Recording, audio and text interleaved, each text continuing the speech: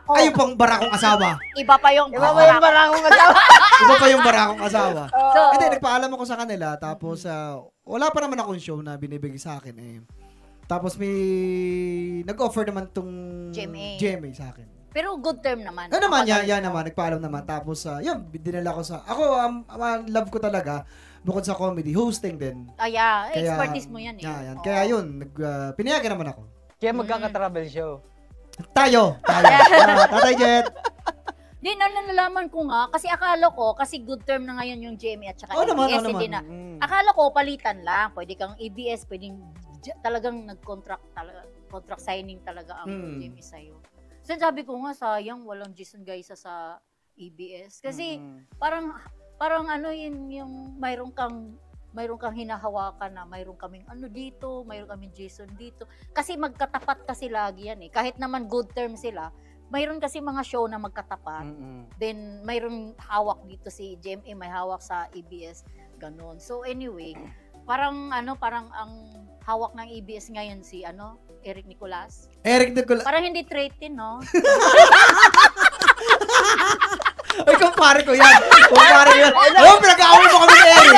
Hindi, kanina may sinabi ka. May sinabi ka. Ang sabi mo, ikaw. Oo. Pag si Kuya... Ang next. Mas tataas yung rating natin. Ay, hindi. Iba yun. Sinabi ko. Direct iba yun, pakirol nga. Yun talaga sinabi ko. Si Eric kasi, napakabait na tao niyan. Wow! Pero yung tapa niya, parang spark, chinelas? Hindi, ang lambot ang tapa niyan. Pag kinagat mo, nalulusaw nga sa bibig eh. Melt into your mouth or Depende sa pagkakagawa. Pero yung Sabi niya, Spartan eh. Oo, yung chinelas niya, hinati-hati. Ang supplier nga niya, si Corinne Sanchez eh. Chinelas. So paano yan? Sana Okay. yung tapa ni Kuya Eric pala is hindi pwede sa mga pustiso. Iiwas mo lang. Kunyari natin mo sa iba. Hindi, malambot ang tapa. Ay, parang Eric, pag ikinagas dito, magdala ka ng tapa ni Nicolas. Ay, love natin. Ay, naku, pag natikman niya yun. Ga, I love you, Ga. Kompleto yung ipin mo. Pagkain mo nun, 3 na lang.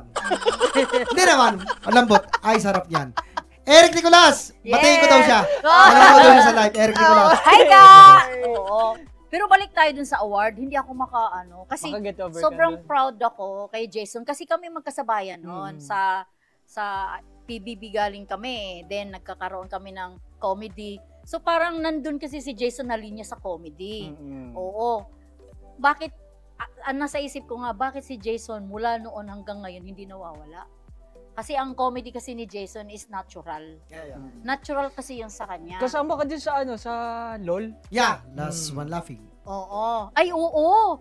Doon sa sino nga nanalo doon? Si Chad Kinis. Oo, si Chad. Makinis ba si Chad talaga? Yung left side. Pero yung right side medyo bako-bako na eh. Parang dito banda makinis. Dito. Dito. Hindi, kababayan din natin yan. Batanggenyo rin yan.